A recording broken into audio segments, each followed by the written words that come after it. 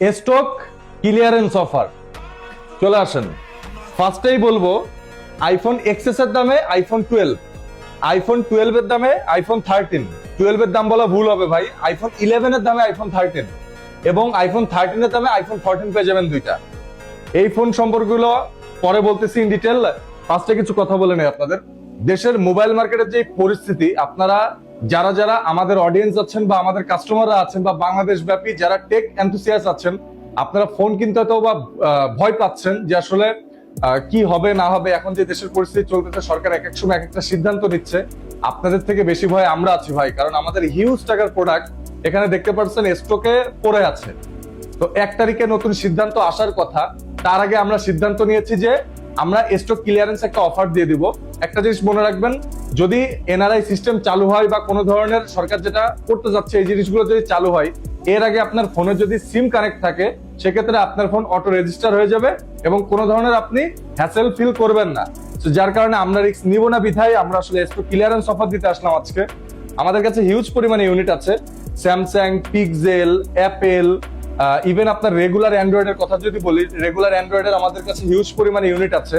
যারা আসলে regular Android কিনতে চান তারাও চাইলে আমাদের শপে আসতে পারেন। রেগুলার যেই প্রাইস থাকে তার থেকে অনেক সুলভ মূল্যে আপনারা মোবাইল গ্যালারি থেকে ফোন পারচেজ করতে পারবেন। আমি যদি একটা ছোট্ট ধারণা দিয়ে দিই তাহলে আপনারা বুঝতে পারবেন। S22 পেয়ে যাবেন S21 এর দামে, যেখানে মার্কেটে S21 বিক্রি হয় 25 থেকে 26 হাজার টাকায়।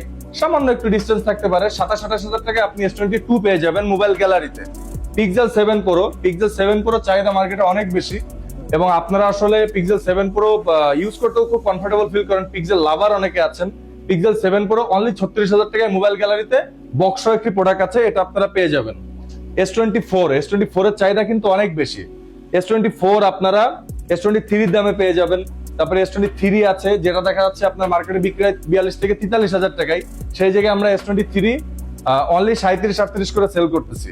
তো যারা যারা ভাবছিলেন একটা ভালো প্রাইজে একটা ফোন কিনবেন, সেটা ফ্ল্যাগশিপ হোক হোক বা যে কোনো ডিভাইস, আইফোন 16e যেটা চাহিদা মার্কেটে নাই তারপরেও আছে, কারণ এইগুলা আসলে টেক এনথুসিয়াস্ট যারা আছে, যারা চান একটা সেকেন্ডারি ফোন হিসাবে ইউজ করব বা কালেকশনে রাখবো, তাদের জন্য এই ফোনটা খুবই দারুণ একটি ডিল।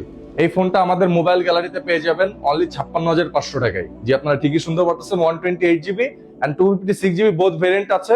256GBটা সামান্য একটু বেশি পড়বে। এন্ড আইফোন 11 সম্পর্কে যদি কথা বলি, আইফোন 11 অনেকেই কিনতে চান যাদের বাজেট কম, কন্টেন্ট ক্রিয়েশনের জন্য বা গেমিং এর জন্য, তাদের জন্য আইফোন 11 আমাদের মোবাইল গ্যালারিতে স্টার্টিং প্রাইস অনলি 23,000 টাকা থেকে। তো যারা যারা 11 কিনতে চাচ্ছিলেন তাদের জন্য খুবই সুলভ একটা অফার দিয়ে দিলাম। আইফোন 15 আমাদের কাছে বেশ কয়েকটা ইউনিট আছে।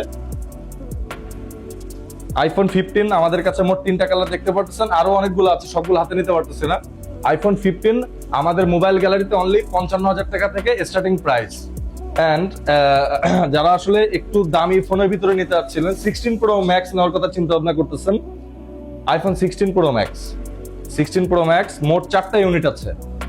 ওইটা হাতে নিতে পারতেছি না, মোট 4টা ইউনিট আছে। 16 প্রো ম্যাক্স আমাদের শপে স্টার্টিং প্রাইস হচ্ছে অনলি 1,16,000 টাকা থেকে। 1,16,000 টাকা থেকে আমাদের মোবাইল গ্যালারিতে আইফোন 16 প্রো ম্যাক্স এর স্টার্টিং প্রাইস।